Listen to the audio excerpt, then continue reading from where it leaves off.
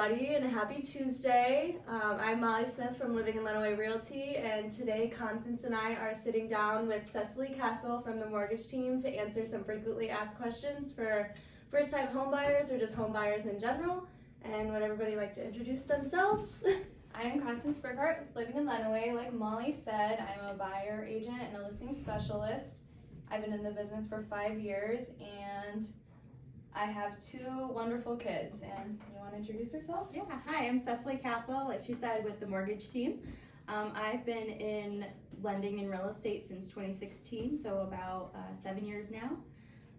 I've been licensed for about 3 years now, and I'm very excited to be here. Yeah, awesome. Can I buy a house with little to no down payment as a first-time home buyer? Absolutely, yes. There are different programs that offer little to low down. Actually, most programs offer down payments as low as 3%. Okay. USDA actually offers 0 down. Okay. So what is a USDA loan? So USDA loan is a loan backed by rural development. The USDA program that kind of oversees everything agricultural in the country. It's a government-based loan? Yes, yep. It offers, like I said, 0 down. It does have to be in a quote-unquote rural area. You can find the map online that kind of tells you exactly if that home or that area qualifies under the rural development program. But it's great for first-time home buyers, repeat buyers. It's built specifically for people on the lower income or less down payment spectrum. Okay. And it's also there to help rural areas stay rural and keep the income flowing and stuff. Absolutely, Like that. So it's a great keeping that product. economy up and running. Right. What are the other types of loan? We were talking about the conventional 3%. I know the Home Ready. What does that entail? Yeah, so conventional 3% down. There's Home Ready as well as Home Possible. And then my company actually offers an in-house 3% down that's a little bit more flexible with somebody right on the border of the credit qualifying spectrum. But conventional is going to be the most flexible when it comes to property condition. So FHA, USDA, VA, they are a little bit more strict. The home has to be livable condition, but also move-in ready. Whereas conventional, it can just kind of be move-in ready. Yeah, right. Like it can need a lot of work, but like if it's safe, you can still buy it and stay there. Yes. Yep. Okay. Yeah, but it's great for, like I said, somebody that thinks they need 20% down, but they don't. Okay. And maybe somebody that wants a home that's kind of more on the fixer-upper side, but they still feel like it fits them and what they're looking for. Okay. So I hear a lot about conventional, FHA, all these different loans. So what's the difference between an FHA loan versus like a conventional loan? Yeah, so FHA also offers low down, 3.5%. FHA though is gonna look for more home condition side. So it's gonna be like no peeling or chipped paint, making sure all the handrails are on any stairways, outlets in bathrooms and kitchens, making sure they have the appropriate coating, things like that. Okay. So it's a little bit stricter on that side, but it's still very flexible, very easy to qualify for. FHA is a little bit more flexible when it comes to the credit score. We can go down to 600 with that one, Okay. whereas 620 minimum is conventional. Okay. So does your specific company, so the mortgage team, offer any like additional programs on top of like the conventional FHA or USDA? Yes, yep, we do doctor loans. So it's a little bit different of a document process, but they allow higher buying thresholds with less interest rate nitty gritties without getting into it. We also offer great first-time homebuyer programs. Conventional, FHA, VA are all fantastic, as well as USDA. And then we also offer renovation loans, things like that. Okay. So we have a wide variety of programs for whatever the buyer's looking for. Okay. So when you buy a house, everyone knows that you have a down payment. What is closing cost? Because that's a lot of expenses that buyers aren't prepared for when they buy a house. Yes, so closing costs, those cover title fees, which is of course making sure there are no outstanding debts on the property or on the buyer or seller, as well as setting up an escrow account if the borrower chooses a program that requires it, or they're putting 20% down but they still want that escrow account. And escrows, to get into that for a moment, is a separate account built into your mortgage that a portion of your payment every month goes into, and then when it's time for taxes and insurance to be paid, it'll automatically pay those for the borrower. So it's super you convenient. only have to pay one monthly payment instead of paying your own tax bill Yes. and your own insurance. Yep, or putting the money aside into a savings or safe somewhere else. Yeah. Okay. And I've had clients choose either one. It just depends on what they want. Yes. I personally find it easier to just pay one payment and not have to worry about saving. Same. It is such less headache to do It it that is. way. Okay. So can the sellers pay for the closing costs? If I just have enough money for my down payment and I wasn't expecting all those closing costs, which they could vary, it's not a lot, it's just a percentage of your home price. Yeah, absolutely. Each program has a limit on what the seller can pay towards those closing costs, and it would come out of their overall profit on the property. Top percentage is 6%. That would be FHA and USDA. Conventional allows 3% of the purchase price to be given back by the seller, and then VA allows 4%. Okay. So when I would write the purchase agreement, I would write in there seller to pay up to 3% of buyer's closing costs, and that would mean that the buyer would have to bring like $3,000 or $4,000 less to closing, and Correct. everyone can close and make it happy. Yes. Awesome. Okay. So I know we touched on it a little bit, but do I need a 20% closing cost or No. 20% down payment, not closing cost? So No, unless you want it, or unless the file or application requires it. okay. For instance, a requirement for 20% down would be like if debt to income is very high, and maybe you need to put that larger down payment down to offset the amount of debt the borrower already has. Okay. But 9 times out of 10, 20% is not required. Okay, that was my next question. How often do you get a 20% down? Not very frequently. I will say an investment property requires 20% down, Okay. but I mean that's not super common with this area or necessarily most situations. Okay.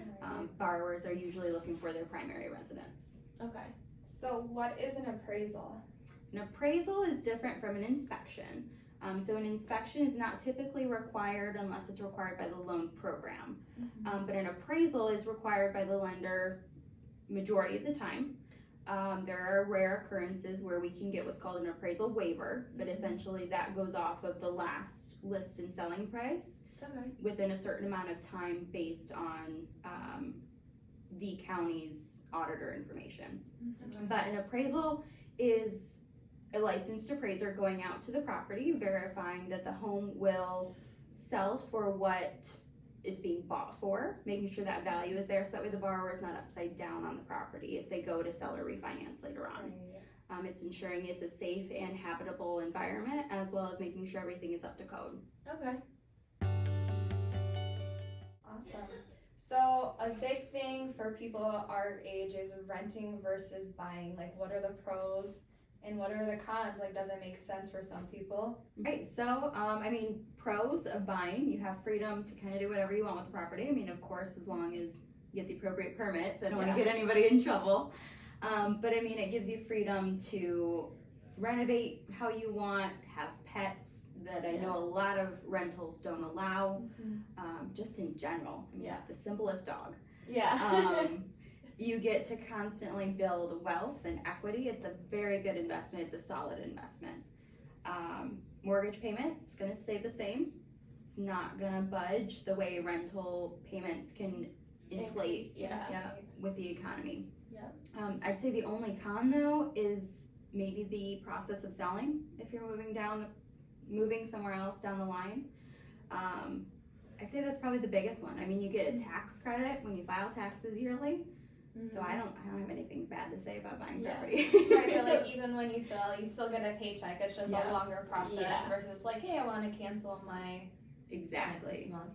And then another thing maybe would be the maintenance is maintaining your home. Yeah. But when you maintain your home, you're building equity, increasing it, and keeping the neighborhood nice. And absolutely. the one thing I thought of was maybe a con of buying is that you're kind of stuck in one place. Where renting, you can kind of, I mean, it's mostly year by year, but 1 year goes up and you're like, oh, I want to move to wherever. And you can. And you can technically still do that with buying too. Yeah. But it's just, Different like process. Constance said, it's a little bit easier to be like, oh, my lease is up, we can go, Yeah. versus the process of selling a home. But also, if you get a good realtor, the process of selling your home can be really easy. Yep. That, and I mean, if you buy at the right time, or if you buy the right home for yourself and you're making payments the way you should, you're gonna have a nice equity check to walk away with Yeah. if and when you do Like sell. you're gonna Yeah. be paid for buying a house at the end of the day. 'Cause Absolutely. It's a savings account. You're building equity and you're building wealth. Yep. And one thing to touch on that too is you can take that check too if you plan on moving somewhere else and buying. You can take that check and use it towards your new property as well. Yeah. You can use it as down payment, closing costs, whatever your situation requires. Okay. Yeah, absolutely. And then, And with renting, there's no tax advantages. You don't get that right off there too. Yep. It's a huge downfall. I mean, you're restricted on what you can and can't do. You're locked into a contract, which I mean, a mortgage is a contract, but you have the flexibility to make it a home, whereas an apartment or a house that you rent is just temporary. yeah. Right. And the biggest reason we bought was we needed the space. Like living in a 2-bedroom, 1-bathroom apartment was not doable Yeah. for very long. And like we wanted a yard for our kids and our dog to run around in and Yeah, just pull up into our driveway, not a parking lot. So exactly. Yep. it's very freeing. Yeah, so another thing I've been seeing a lot is everybody online is talking about how bad the interest rates are and everything like that. My personal opinion, they're not terrible, but at the same time, if you're renting, you're paying 100% interest Yeah. each month. Yep. Like, And so that the money, inflation with the rent is you Yeah. know on track with the interest rates, and historically rates are still low. I mean, yeah, we're not going to be seeing the 3s and 4s like we were the Yeah. last couple of years. Yeah. That's a historical low. We're Yes. not going to see that again for a while. Yeah, that was record breaking. That was like once in a lifetime you'll see that. Yeah. I mean, rates where they are right now, like you said, are still technically lower, Yeah. and I mean, on paper, lower than they have been in decades. yeah, The average interest rate used to be between 6 and 8%, and I mean, we're in between that, but we're still much lower. yeah, And it's only because we are where we are in the economy. The economy is gonna build back up. Rates are gonna go down. Yeah. You're never stuck. You can always refinance. okay. My next question. I am a first-time home buyer looking to buy a house, roughly $125,000, and I'm currently renting, and it's around $1,100 a month. So where can I what can I do Yeah, to kind of keep my monthly payment the same? Yeah, that's actually the perfect price point to keep that payment around $1,000 for where the market is right now. Depending on taxes and insurance, it's going to keep that payment right around $1,060 a month. Okay. So that's definitely not bad. And that's for what type of loan? Would it have to be a first-time home buyers, an FHA, conventional? It can be any of the sort. I mean, the payment might differ a little bit depending on what you're putting down. Okay. That figure though comes from a conventional with 3% down. Okay. So the 1,060 comes from the conventional. Yes. Okay. That would definitely be doable for me. So I'll have to look into that. Yeah. So yeah, if you wanted to buy a house and you reached out to Cesilie and said, hey, this is what I'm paying in rent, how much of a home could I afford? That is something that she would be able to help you with. Yeah. And there's different things that you can try to do to like increase your credit or reduce some rates and fees by Yes. getting concessions that makes it doable for you. Yeah. So that is something that I highly encourage to buyers to look at, to reach out to a lender for and figure that out for them, because that's the first step is like, what can I afford? How can I do it? And where do I start? Yep. And a lot of times people overqualify than what they want to spend. So that's Exactly. something that me and my team really love to do is help dial in with the buyer. This is what you're pre-approved for, and then help them dial it, if they need to dial it back, what they want to actually spend. Okay. Absolutely. Yeah. So how can people find you and where can they reach you at? Yeah, so I'm available text, phone call, email, or if you want to stop by the office and say hi in person. COVID's no longer a thing in our office. We are face-to-face 100%. Awesome. But yeah, so you can reach out via text, phone call, or email. I also saw that you guys work on the weekends as well. Yep, Okay. we work 24/7, all hours. That's the great thing about our industry is there's a lot of flexibility. Even though it's high demand, I mean, you guys too, are always fighting for your borrowers, trying to be available for them when they're available, third shifters in the evening or first thing in the morning, and we like to match that energy. Okay. Well, Absolutely. thank you so much for You're sitting welcome. down Thank with you for us. having me. Appreciate you coming and answering our questions. It was a great time, and we got some donuts and Starbucks too. Yes, thank you so much for having me in, guys. Not a All right. problem.